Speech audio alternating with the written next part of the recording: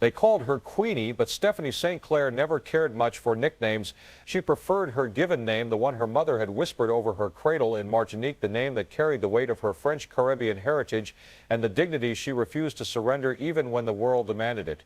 At 43 years old, she stood in the parlor of her brownstone on West 139th Street, watching through lace curtains as Harlem awakened to another sweltering July morning. The heat rose from the pavement in shimmering waves, distorting the figures of women hanging laundry from fire escapes and men gathering on stoops to discuss last night's boxing match at the Savoy. Stephanie's reflection stared back at her from the window glass.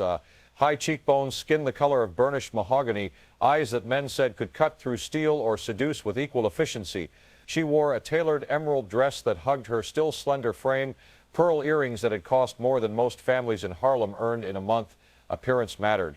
In a world that wanted to see colored women as maids and mammies, every stitch of expensive fabric, every carefully applied stroke of lipstick was an act of defiance. She had built an empire from nothing. When she'd arrived in Harlem in 1912, she'd had $40 sewn into the lining of her coat and a steel determination to never be poor again. The numbers racket had been her salvation and her kingdom. While white gangsters like Dutch Schultz controlled prostitution and bootlegging, Stephanie had recognized the genius in the numbers game, the daily lottery that gave working people a chance to dream. A nickel bet could return $30. Hope, she'd learned, was the most valuable commodity in a neighborhood where hope was in short supply. For nearly 2 decades, she'd run the most sophisticated numbers operation in Harlem. She employed runners, collectors, and bankers. She paid out winnings promptly and fairly, which earned her loyalty that muscle and threats could never buy. She'd opened a legitimate restaurant as a front, donated to churches and community organizations, funded a scholarship for Negro children. Stephanie St. Clair wasn't just a numbers queen. She was a pillar of the community, respected and feared in equal measure. But respect meant nothing to the white men who ran this city. Stephanie turned from the window as her Lieutenant Marcus entered the parlor. He was a broad-shouldered man of 30 with careful eyes and hands that could break a man's jaw or count money with equal precision. He'd been with her for 8 years, loyal as a hound. They're moving on the operation, Marcus said without preamble. Squad cars on Lenox. They hit 3 of our spots already this morning. Stephanie felt her jaw tighten, but her expression remained serene. Schultz has to be. Word is he's been greasing palms at the precinct. Captain Morrison specifically. Of course, Dutch Schultz had been trying to muscle into her territory for 2 years. The Depression had made everyone desperate, even millionaire gangsters. Schultz wanted what she'd built, wanted to replace her fair operation with his brutal efficiency, wanted to prove that no colored woman, no matter how smart or successful, could hold ground against a white man with police connections and Tommy guns. How many of our people did they take? Stephanie asked, moving to the sideboard to pour herself a finger of bourbon. It was barely 9 in the morning, but some days required liquid fortitude. 7 so far. They're booking them on gambling charges. Stephanie sipped her drink, feeling the burn slide down her throat. Get Siegel on the phone. Tell him I need a lawyer at the precinct within the hour. Not just any lawyer. I want someone who'll make those charges disappear. Already done, but Queenie, Marcus hesitated. That hesitation told her everything she needed to know. They're coming for me. Morrison's been asking questions about you specifically, about your holdings, your properties, your bank accounts. Stephanie laughed to sound like cut glass. My bank accounts, as if I'd be fool enough to keep my money where white men could seize it. She'd been moving money out of legitimate banks for months, converting assets to gold and jewelry, items that could be hidden, moved, converted back to cash when necessary. She'd survived too much to lose everything because some Irish cop decided to do a mobster's dirty work. She set down her glass and smoothed her dress. If they want me, they'll have to come get me. I won't run, I won't hide. That's what they expect, for me to scurry into shadows like a rat. But I built this empire in daylight, and that's where I'll defend it. Marcus's expression showed concern, but he knew better than to argue. What do you want me to do? Protect the operation, move the main counting room to the backup location, pay off anyone who needs paying. And Marcus, she met his eyes. If something happens to me, you keep this going, not for the money, for the principle. We don't bow to men like Schultz. We don't surrender what's ours. He nodded and left, his footsteps heavy on the hardwood floors. Stephanie returned to the window. The morning sun painted Harlem in shades of gold and amber. This neighborhood had raised her, enriched her, given her purpose. These streets knew her name. These people depended on her. She thought of her mother, dead now 15 years, who taught her that dignity was the only possession no one could steal unless you surrendered it willingly. She wouldn't surrender. The police cars arrived at 10:30. 3 of them, black and white like predatory birds, pulling up in front of her brownstone with deliberate menace. Stephanie watched from her parlor as 6 uniformed officers emerged, led by Captain Morrison himself. He was a thick-necked Irishman with a drinker's complexion and eyes that held the particular cruelty of men who'd clawed their way up from poverty only to kick down at anyone still climbing. She opened the door before they could knock. "Captain Morrison," she said pleasantly, "to what do I owe this parade?" Morrison's lip curled. "Stephanie St. Clair, you're under arrest for operating an illegal gambling enterprise, racketeering, and conspiracy." "How dramatic. Do you have a warrant?" He produced papers from his jacket, shoving them toward her. Stephanie took them with perfectly manicured fingers, scanning the legal language. Everything appeared in order, which meant Schultz had paid handsomely for this performance. "May I gather a few personal items?" she asked. "Make it quick." She retreated into her home, moving through rooms that represented everything she'd built: the Persian rugs, the oil paintings, the first edition books she'd taught herself to read when she'd arrived in America, barely literate. She packed a small case with practical items, changes of clothes, toiletries, a journal, and pen. At the last moment, she added a small silver locket containing her mother's photograph. When she emerged, Morrison grabbed her arm with unnecessary force. She jerked away. "I can walk on my own." "You'll walk how I tell you to walk." The handcuffs bit into her wrists. They paraded her down the front steps and into the waiting car while neighbors watched from windows and doorways. Stephanie kept her head high, her expression composed. Let them see she wasn't broken. Let them remember that dignity. At the precinct, they processed her like common criminal: fingerprints, photographs, inventory of personal effects. They stripped her jewelry, her designer dress, replacing them with a rough cotton shift that smelled of industrial detergent and despair. Through it all, Stephanie remained silent, observing everything, committing faces and names to memory. The holding cell stank of unwashed bodies and broken plumbing. 5 other women occupied the cramped space, prostitutes mostly, colored and white, women whose crimes were poverty and survival. They eyed Stephanie with mixture of recognition and wariness. Even here, her reputation preceded her. She found a relatively clean spot on the bench and sat, arranging herself with as much grace as the circumstances allowed. She thought about strategy. Schultz wanted to break her, to seize her operation while she rotted in jail, waiting for trial. Morrison wanted his payoff. The system wanted to make an example of an uppity colored woman who'd forgotten her place, but they'd underestimated her. They always did. A guard appeared at the cell door, keys jangling. "St. Clair, you've got a visitor." They led her to a small room where her lawyer waited. Not Siegel, but a white man she'd never seen before. Young, expensive suit, cold eyes that appraised her like livestock. "Miss St. Clair, my name is Robert Hastings. I've been retained to represent you." "By whom?" "That's confidential." Stephanie felt ice crystallize in her chest. "I didn't retain you. I want my own attorney." "I'm afraid that's not possible at this time. The charges against you are quite serious. Your best option is to cooperate fully with the district attorney's office. Provide information about your operation, your associates, your financial records. In exchange, we can likely arrange a reduced sentence." So this was the play. Schultz didn't just want her operation. He wanted her to dismantle it herself, to betray everyone who trusted her, to become an informant and destroy herself more completely than any prison sentence could. Stephanie stood, the rough cotton dress rustling. "Tell whoever sent you that Stephanie St. Clair doesn't cooperate with thieves and cowards. I'll take my chances with a jury." Hastings' expression didn't change. That would be extremely unwise. Wisdom is overrated. "Now get out." Back in the cell, Stephanie felt the first true stirrings of fear. Not fear of prison, she could survive that, but fear that they'd orchestrated something more elaborate than simple arrest. The fake lawyer, Morrison's personal involvement, the speed and coordination of the raids. This wasn't just harassment. This was systematic destruction. The other women in the cell had fallen silent, watching her. Finally, one of them, a younger woman with bruised cheekbones and defiant eyes, spoke up. "You're really her? The Queenie? I'm Stephanie St. Clair. They say you don't take shit from nobody, say you slapped Dutch Schultz in front of his own men." Stephanie smiled slightly. The story had grown in the telling. She'd actually thrown a drink in Schultz's face at a speakeasy after he'd suggested she'd look good on her knees. But the mythology served its purpose. "I don't bow," Stephanie said simply. The young woman nodded, something like hope flickering in her damaged face. "Then maybe there's a chance for the rest of us." That night, lying on a thin mattress that smelled of mildew and fear, Stephanie stared at the ceiling and thought about survival. She'd survived poverty in Martinique, survived the boat voyage to America, survived the brutal streets of Harlem when she'd had nothing but determination and wit. She'd survived men's violence, police harassment, depression, and disease. She would survive this too.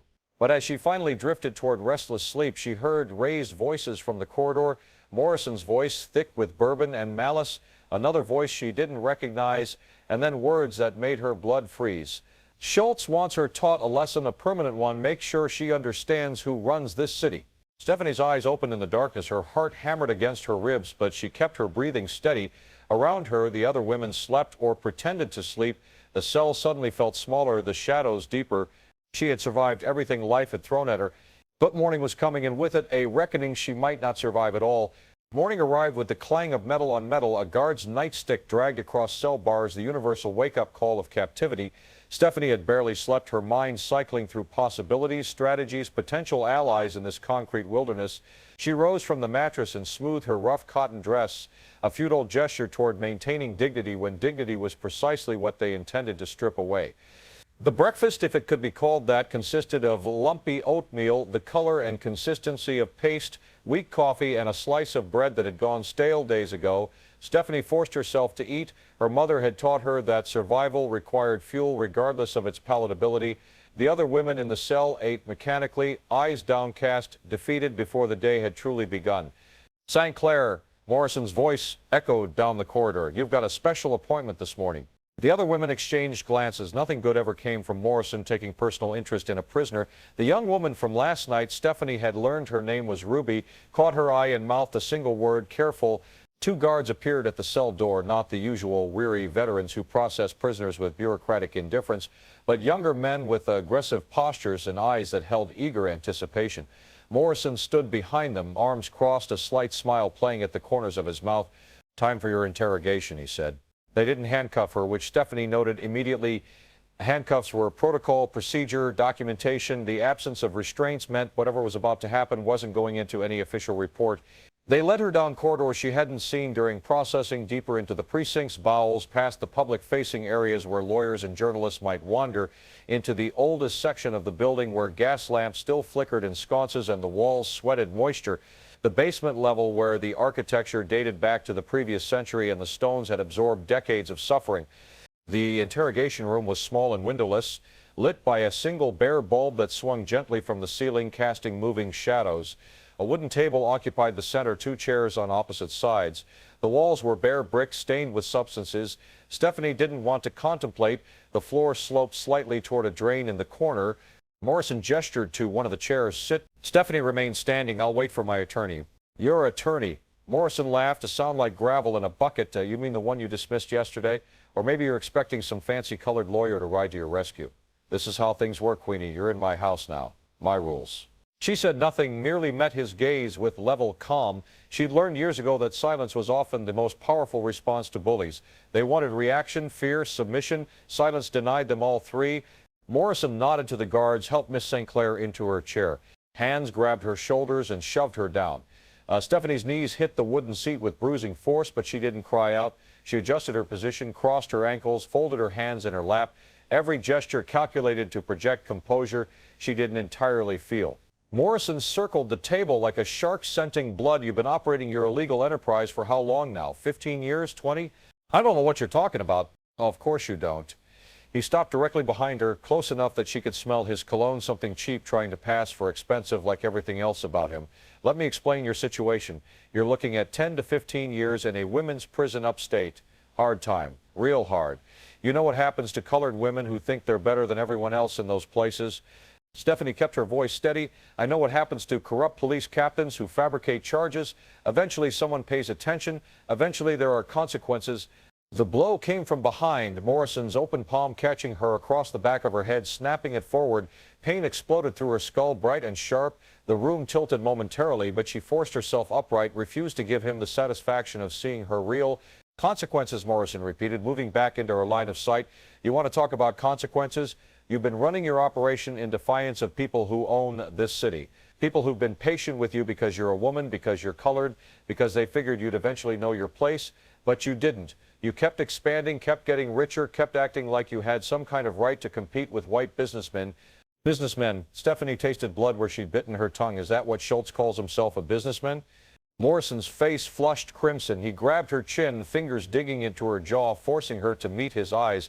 "Dutch Schultz is a legitimate operator who pays his taxes and respects the law. You're a criminal who's been stealing from hard-working people." Stephanie almost laughed at the absurdity. Schultz, who'd murdered dozens, who ran protection rackets that terrorized small businesses, who'd once beaten a man to death with a baseball bat for shortchanging him $5, that Dutch Schultz was legitimate. But she, who ran a fair operation and gave back to her community, was the criminal. "I want my attorney," she said again. Morrison released her chin with a shove that sent her head snapping back. "You'll get your attorney when I'm finished with you. Right now, you're going to tell me everything: names of your runners, location of your counting rooms, your banking information, every detail of your operation." "I have nothing to say." "We'll see about that." He nodded to the guards. They moved with practiced efficiency, grabbing her arms and yanking her to her feet. One of them, a thick-necked man with acne scars and mean little eyes, twisted her arm behind her back, applying pressure until she felt the joint strain. "Last chance," Morrison said. "Cooperate, and this goes easy. Fight, and we do this the hard way." Stephanie thought of her mother, who'd endured far worse than this, thought of every woman who'd been told to submit, to accept, to know her place, thought of Ruby and the others in that cell watching to see if the mighty Queenie would break. "Go to hell," she said clearly. The pain came in waves. The guard with the mean eyes slammed her face first into the brick wall, her cheeks scraping against rough stone. Blood bloomed warm on her skin. They spun her around and Morrison drove his fist into her stomach, a professional blow designed to cause maximum pain without visible injury. Stephanie doubled over, gasping, tasting bile. "Where's your counting room?" Morrison demanded. She said nothing. Another blow, this time to her ribs. She felt something crack, white-hot agony lancing through her torso. Her legs buckled, and she would have fallen if the guards hadn't held her upright. "Your runners. Give me names." "Silence." They hit her again and again. Systematic, controlled violence designed to break will without causing death. Morrison knew what he was doing. He'd done this before, probably dozens of times, in the same room with its convenient floor drain. Stephanie felt her consciousness beginning to fracture, reality splitting into shards of pain and stubbornness. In her mind, she retreated to a place beyond their reach, a beach in Martinique where she'd played as a child, white sand and turquoise water, her mother's voice singing French lullabies, the first time she'd counted a week's earnings from her numbers operation and realized she'd finally escaped poverty, the look in Schultz's eyes when she'd thrown that drink in his face, shocked that a colored woman would dare. She held on to these memories like talismans against the darkness. "Stubborn bitch," Morrison panted. He was sweating now, his expensive suit rumpled, his knuckles bloody. "You think you're tough? You think this makes you some kind of hero?" Stephanie raised her head, blood streaming from her nose and mouth. When she spoke, her voice came out steady, despite the pain, despite everything. "I think you're a coward who beats women in basement rooms because you're too weak to face real men. I think Schultz owns you like he owns a dog. And I think that someday people will remember Stephanie St. Clair stood up to corruption while Captain Morrison groveled for mob money." For a moment, Morrison's mask slipped. She saw fury there, but also something else, shame perhaps, or fear that she might be right, that history might judge him harshly while elevating her to martyrdom. Then the moment passed, and his fist crashed into her face. Stephanie's world exploded into stars and darkness. She felt herself falling, the concrete floor rushing up to meet her. Her head hit with a sickening crack, and everything went hazy. She could hear voices above her, distant and distorted. "Jesus, Morrison, you might have killed her. She's breathing. Get her to the infirmary. And make sure the paperwork says she fell during transport." Hands grabbed her, dragging her across the floor. Stephanie tried to focus, tried to hold on to consciousness, but it slipped away like water through her fingers. The last thing she remembered was the swinging light bulb, casting its pendulum shadows, and her mother's voice from across the years. "Dignity, child, hold on to your dignity." Then darkness claimed her completely. Consciousness returned in fragments like a puzzle being assembled by uncertain hands. First came pain, a symphony of agony conducting itself through every nerve in her body. Her ribs screamed with each breath. Her face felt swollen, alien, not her own. Her head pounded with a rhythm that matched her heartbeat, each pulse bringing fresh waves of nausea. Then came awareness of her surroundings, cold, hard surface beneath her, antiseptic smell mixing with something else, blood, sweat, fear, the clinical scent of suffering managed by indifference. Stephanie forced her eyes open. One lid responded immediately. The other fought against the dried blood and swelling that had sealed it shut. The ceiling above her was institutional white, water-stained and cracked. A single fluorescent tube flickered intermittently, adding its buzz to the background noise of distant voices and slamming doors. The prison infirmary. She'd heard about it from women who'd passed through the system. Understaffed, undersupplied, a place where medical care meant keeping prisoners alive enough to serve their sentences. Nothing more. "You're awake." The voice came from her left, female, tired, professionally neutral. Stephanie turned her head slowly, fighting the dizziness that threatened to pull her back into unconsciousness. A nurse stood beside the cot, middle-aged, colorless hair pulled back severely, wearing an expression that had seen too much human misery to register much emotion about additional suffering. Stephanie tried to speak, but her mouth wouldn't cooperate properly. Her tongue felt thick, her jaw possibly broken or at least severely bruised. She managed to sound somewhere between a word and a groan. Don't try to talk yet. The nurse consulted a clipboard. You've got 3 broken ribs, severe facial contusions, possible concussion. Doctor will be by later to evaluate whether your jaw is fractured. She paused, her expression flickering with something that might have been sympathy. The report says you fell during transport. Of course it did. Stephanie would have laughed if her ribs would permit it. The official narrative typed up neatly, filed away in whatever archives stored the lies police told about the bodies they broke. The nurse began examining her injuries with efficient, impersonal hands. Each touch brought fresh pain, but Stephanie welcomed it. Pain meant she was alive. Pain meant they hadn't broken her completely. I'm going to clean your facial wounds, the nurse said, reaching for supplies. This will hurt. It did. The antiseptic burned like liquid fire against the abrasions on her cheek, the split in her lip, the gash above her eye. Stephanie gritted her teeth or tried to. Her jaw protested violently and endured. The nurse worked methodically, her hands gentle despite her clinical demeanor. You should cooperate, the nurse said quietly, her back to the door, her voice barely above a whisper. Give them what they want. Nothing is worth this. Stephanie met her eyes and managed to shape a single word through her damaged mouth: dignity. The nurse's expression shifted, surprise perhaps, or recognition. For just a moment, 2 women existed in that space beyond the roles of prisoner and medical staff. Then the moment passed and the nurse returned to her work, wrapping Stephanie's ribs with practiced efficiency. The doctor will prescribe something for the pain. You'll be here for a day or 2, then back to your cell. She hesitated. There's talk you'll be transferred to solitary pending your trial for your own protection, they say. Stephanie understood. Solitary confinement, isolation designed to break spirits more effectively than any physical beating. They'd already tried violence. Now they'd try sensory deprivation, loneliness, the slow erosion of self that happened when human contact was reduced to the minimum necessary for survival. The doctor arrived an hour later, a harried man in his 50s who examined her with the same enthusiasm he might give to inspecting a problematic appliance. He confirmed the broken ribs, determined her jaw was badly bruised but not fractured, diagnosed a moderate concussion, and prescribed aspirin for the pain. You need rest and minimal physical activity for at least 2 weeks, he said, making notes. Though I understand you're being transferred to solitary confinement, so rest shouldn't be an issue. His tone suggested he knew exactly what had happened, knew the official report was fiction, and had made peace with his complicity long ago. Stephanie wondered how many other women he treated in this same infirmary, women with injuries that didn't match the paperwork, women whose bodies bore witness to state-sanctioned brutality. She spent that night and the next day in the infirmary, drifting in and out of sleep, her mind retreating to memories when the present became too painful to bear. She thought about her early days in Harlem, working as a housekeeper for wealthy white families, learning their habits and rhythms, understanding that money was merely a tool and those who wielded it skillfully could reshape the world. She remembered meeting her first mentor, a numbers runner named Samuel, who'd recognized her intelligence and recruited her into the operation. How she'd started as a simple collector, walking the streets, taking bets, and gradually worked her way up through sheer competence and strategic thinking. How she'd eventually broken away to establish her own operation, built on fairness and community trust rather than fear. She thought about the school she'd helped fund, the family she'd kept from eviction during the Depression's darkest days, the sense of pride she'd helped kindle in a community told daily they were worth nothing. Her empire had been more than illegal gambling. It had been proof that colored people could build something magnificent, could command respect, could succeed on their own terms.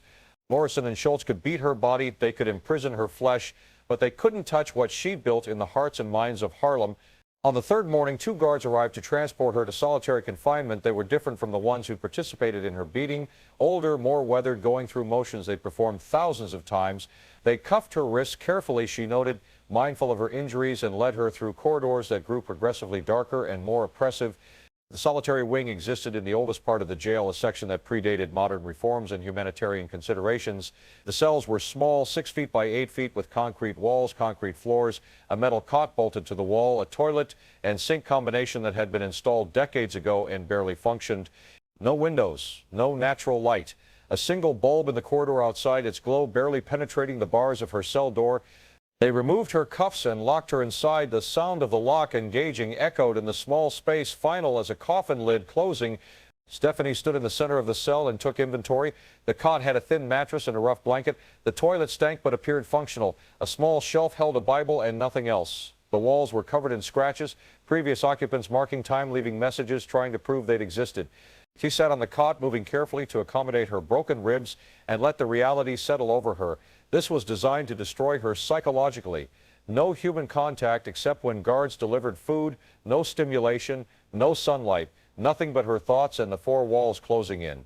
For the first time since her arrest, Stephanie felt tears threatening, not from physical pain, she'd endured that, but from the sheer weight of isolation pressing down on her consciousness. She thought of her comfortable brownstone, her silk sheets and Persian rugs. She thought of conversations with Marcus, laughter with friends, the vibrant pulse of Harlem streets. All of that felt impossibly distant now, like memories from someone else's life. She wiped her eyes angrily. Crying achieved nothing. Morrison wanted her broken. Schultz wanted her destroyed. The system wanted her erased. She would deny them all. Stephanie lay back on the cot, staring at the ceiling mere feet above her head. Her body throbbed with pain. Her mind reeled with isolation, but beneath it all, a core of steel remained unbroken. They'd taken her freedom, injured her body, isolated her from the world, but they hadn't taken her dignity, and they never would. The first week in solitary confinement nearly broke her. Not physically, her body was actually healing, ribs knitting back together, bruises fading from purple to yellow-green. But the isolation worked on her mind like water on stone, a constant wearing down that required every ounce of psychological strength she possessed. Time lost meaning in the darkness. The single meal deliveries, breakfast, lunch, dinner became her only markers of passing hours. Guards slid metal trays through the slot at the bottom of her door without speaking, retrieved them the same way. No conversation, no human contact. Just the scrape of metal on concrete and retreating footsteps. Stephanie developed routines to anchor herself to reality. She woke each morning, or what she assumed was morning based on when breakfast arrived, and performed a mental inventory. Name Stephanie St. Clair, age 43, location solitary confinement, city jail, reason refusing to surrender. She recited it like a prayer, a reminder of who she was beneath the circumstances trying to unmake her. Then physical exercises modified for her injuries. She couldn't do much with broken ribs, but she could walk the 6 feet from wall to wall, maintaining muscle tone, keeping blood flowing. She counted steps. 100 laps equaled roughly 300 feet. She aimed for 1,000 laps per day, transforming her cell into an endless hallway she paced with determination. When exhaustion forced her to rest, she exercised her mind instead.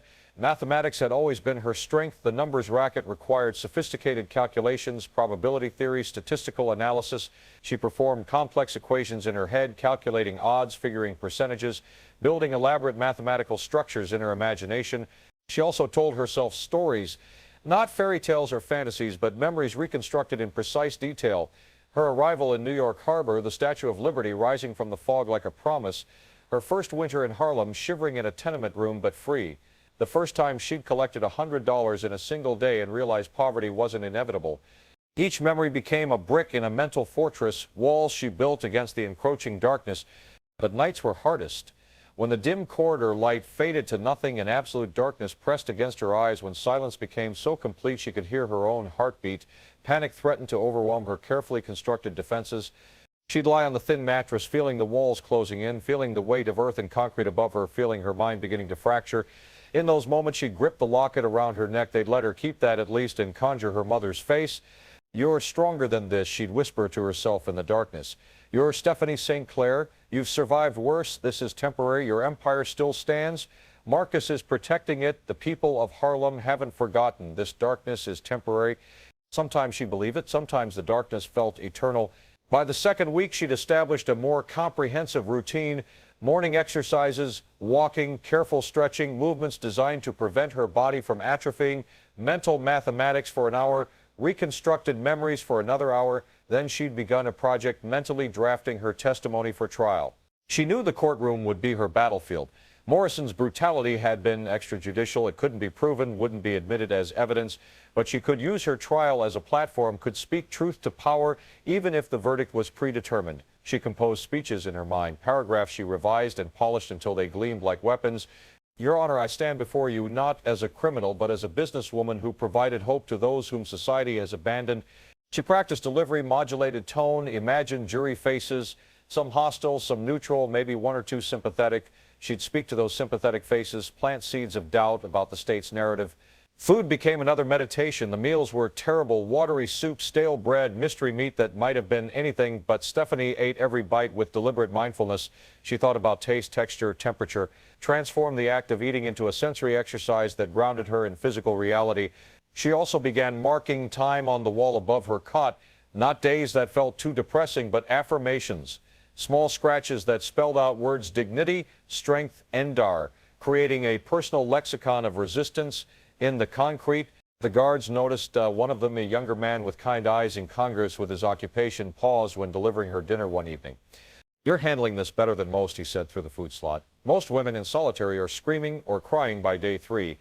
Stephanie approached the door, crouching to see his face through the narrow opening. "Do I look like most women?" He smiled slightly. "No, ma'am, you don't." He hesitated, glanced down the corridor, then added quietly, "There's talk you're getting famous. Newspapers are running stories, colored papers especially. They're calling you a hero." Hope fluttered in her chest like a caged bird. "What are they saying?" "That the police beat you for refusing to rat out your operation, that you're standing up to corruption and mob violence, that you're a symbol of resistance." He continued, 2054 stood, "Just thought you should know. People haven't forgotten you." After he left, Stephanie sat on her cot and let tears flow freely for the first time since entering solitary. Not tears of despair, but of validation. She wasn't suffering in obscurity. The story was getting out. Her stand meant something beyond these walls. That night, she slept better than she had in weeks. By the 3rd week, her broken ribs had healed enough to allow fuller movement. She developed a comprehensive exercise regimen, push-ups against the wall, modified sit-ups, squats. She pushed her body until sweat soaked her prison shift, until muscles screamed, until physical exhaustion drove out mental anguish. She also began analyzing her situation strategically. A trial was coming. The kind guard had mentioned it was scheduled for 6 weeks from her arrest. That meant 3 more weeks in solitary, then preparation with an actual attorney, then the courtroom battle. She needed to be sharp, physically strong, mentally unbreakable. She visualized her entrance into the courtroom, head high, back straight, wearing whatever dignity prison allowed. She'd show them isolation hadn't broken her, show the jury that conviction required more than Morrison's lies and Schultz's money. The 4th week brought a different kind of challenge. A new guard, crueler than the others, began delivering her meals. He'd deliberately spill water on her food, withhold toilet paper, kick the metal door at random hours to disrupt her sleep. Small torments designed to erode her carefully constructed equilibrium. Stephanie refused to react. Every time he tried to provoke her, she met him with cool silence. She'd learned long ago that bullies fed on reaction, starved them of response, and they eventually moved on to easier targets. "You think you're better than everyone," he snarled one evening, his face pressed against the food slot. "You think being quiet makes you strong. You're nothing, a criminal in a cage." Stephanie looked directly into his eyes and smiled slightly, her split lip barely paining her anymore. "And yet you're the one desperate for my attention. What does that make you?" He slammed the slot shut and stormed away. He didn't bother her again. By the 5th week, Stephanie had achieved something remarkable. She transformed her cell from a punishment into a sanctuary. The isolation that was meant to destroy her had instead become a crucible, burning away everything except her essential self. She understood now what her mother had tried to teach her. Dignity wasn't about external circumstances. It wasn't about silk dresses and pearl earrings, brownstones and bank accounts. It was an internal quality, unassailable and eternal, that existed independent of the world's recognition. Morrison could beat her. Schultz could steal her empire. The system could imprison her body, but none of them could touch the core of who she was unless she surrendered it willingly. And Stephanie St. Clair would never surrender. She spent her final week in solitary preparing herself mentally for re-entry into the world. She knew returning to the general prison population would bring its own challenges. Women would have questions, expectations. Her story had spread. She was a symbol now, whether she wanted to be or not. She'd need to carry that weight with grace. When they finally came to transfer her out of solitary, Stephanie was ready. She'd survived 5 weeks of isolation that would have shattered lesser spirits. Her body was stronger than before. Her mind was clearer. Her purpose was crystalline. The guard, the kind one with the incongruous eyes, unlocked her cell door. "You've got visitors, your lawyer, and some reporters. Trials in 3 days." Stephanie stepped into the corridor, blinking against light that seemed bright as noon after weeks of dimness. She smoothed her prison shift, squared her shoulders, lifted her chin. "Then let's begin," she said. The general population cell block felt like a carnival after solitary confinement, noise and light, and the chaotic energy of dozens of women confined together. Stephanie stood in the corridor while a guard processed her return paperwork, aware of every eye tracking her movement. The women stared with expressions ranging from curiosity to admiration to fear.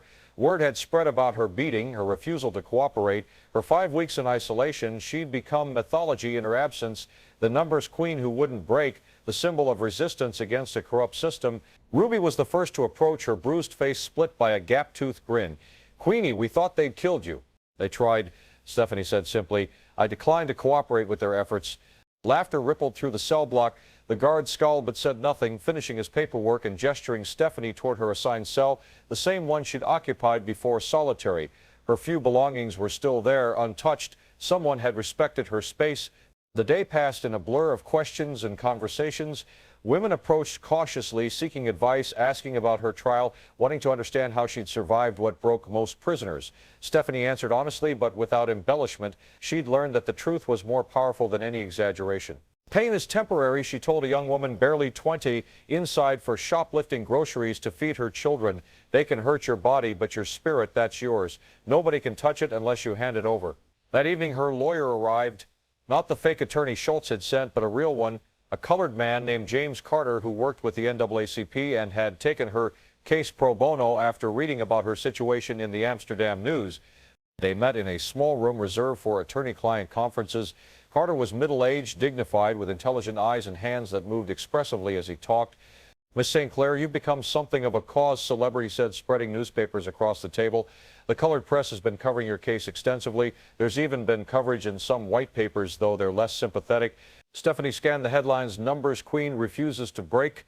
Harlem's Stephanie St. Clair stands against corruption, police brutality in St. Clair case. Her own face stared back at her from photographs, some from before her arrest. Elegant and composed, others sneak from the courthouse showing her bruised and defiant.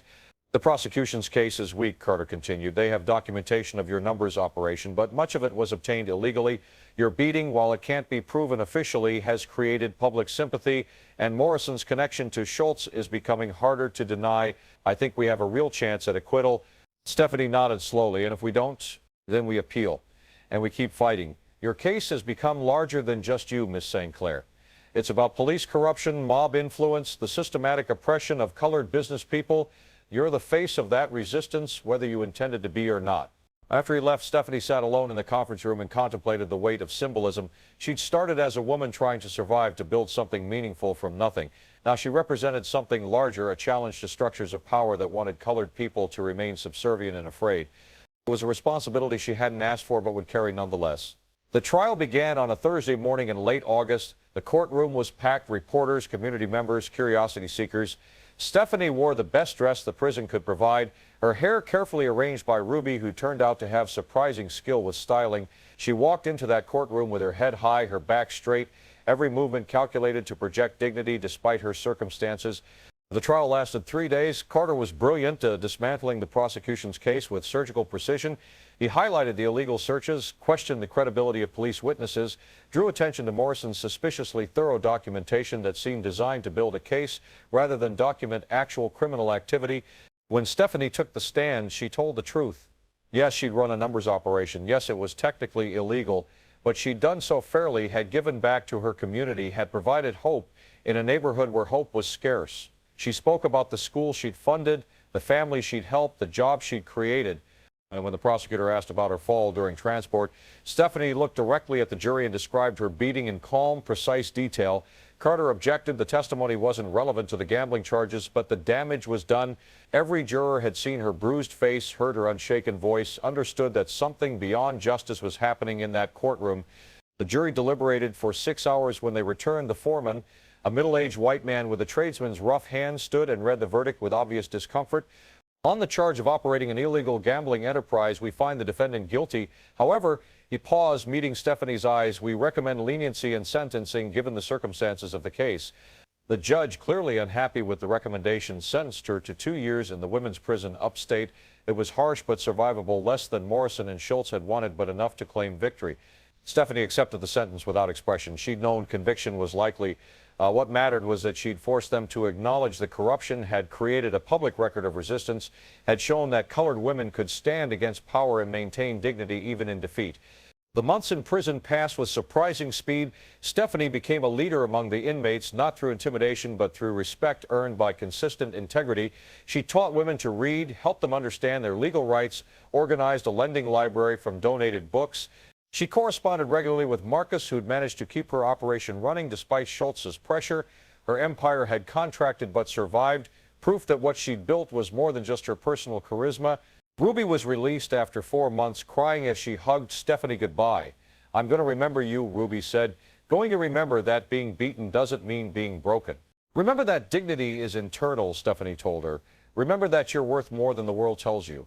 And Ruby, stay away from men who use their fists instead of their words. When Stephanie was finally released after 18 months, early for good behavior, Harlem greeted her like a conquering hero. Hundreds of people lined the streets. The Amsterdam News ran a front-page story. Musicians composed songs about her resilience. Marcus met her at the prison gates, older now, grayer, but grinning like a boy. Welcome home, Queenie. Stephanie, she corrected gently, I think I've earned the right to my own name. Her brownstone was exactly as she'd left it. Marcus had paid the bills, maintained the property, kept her empire functioning in her absence. Schultz had eventually moved on to other targets, his attempt to destroy her having backfired spectacularly when public opinion turned against him. That first night back in her own bed, Stephanie lay awake and contemplated what she'd learned in those months of captivity. The beating had taught her the limits of physical power, that bodies could be broken, but spirits could endure. Solitary confinement had taught her the strength of internal resources, that when stripped of everything external, the core self remained. The trial had taught her the power of symbolism, that standing for principle could inspire others, even in apparent defeat. She'd entered that jail as a numbers queen, a criminal, a woman who'd broken the law to build an empire. She'd emerged as something else, a symbol of resistance, a proof that dignity could survive brutality, a reminder that some things were worth suffering for. In the years that followed, Stephanie continued her operation with increased caution. She invested in legitimate businesses, became even more generous with community support, but more importantly, she became a mentor to young colored women and men, teaching them that success wasn't just about money, but about maintaining integrity in a world designed to strip it away. She testified before congressional committees about police corruption. She gave speeches at churches and community centers. She wrote her autobiography, which became a bestseller in colored communities and earned grudging respect even from some white readers. And when she was old, when her empire had been legitimized and her name had become a legend, she'd sit with young activists and tell them about that basement room where Morrison had tried to break her, about the 5 weeks of isolation that had refined her rather than destroyed her, about the choice everyone faced between surrendering dignity for comfort or maintaining it despite any cost. The world will try to make you small, she'd tell them. Will try to convince you that your place is beneath, that your dreams are too large, that resistance is futile. They'll use laws and fists in isolation. They'll try to break your body, your spirit, your will. She'd pause then, her eyes still sharp despite their age, still carrying the fire that Morrison and Schultz and the entire corrupt system had tried and failed to extinguish. But here's what they don't understand. Dignity isn't something they give you, it's something you claim and hold. And once you truly understand that, once you internalize that your worth is inherent and unassailable, they can beat you, imprison you, even kill you, but they can't make you small. That choice belongs to you alone. Stephanie St. Clair died in 1969 at the age of 72 in her brownstone on West 139th Street, surrounded by the fruits of an empire built on determination and maintained through unbreakable will. The Amsterdam News ran her obituary on the front page. Thousands attended her funeral. Jazz musicians played at her wake. But her legacy wasn't the money or the numbers operation or even the social reforms she championed. Her legacy was simpler and more profound. She'd shown that dignity could survive anything, that resistance was possible even in the darkest places, and that a woman who refused to bow would never truly be broken. In a basement interrogation room in 1940, Captain Morrison had tried to destroy Stephanie St. Clair. Instead, he'd forged her into something stronger, a symbol that would outlast his memory, inspire generations, and prove that some spirits cannot be broken by any force except their own surrender. And Stephanie St. Clair had never surrendered.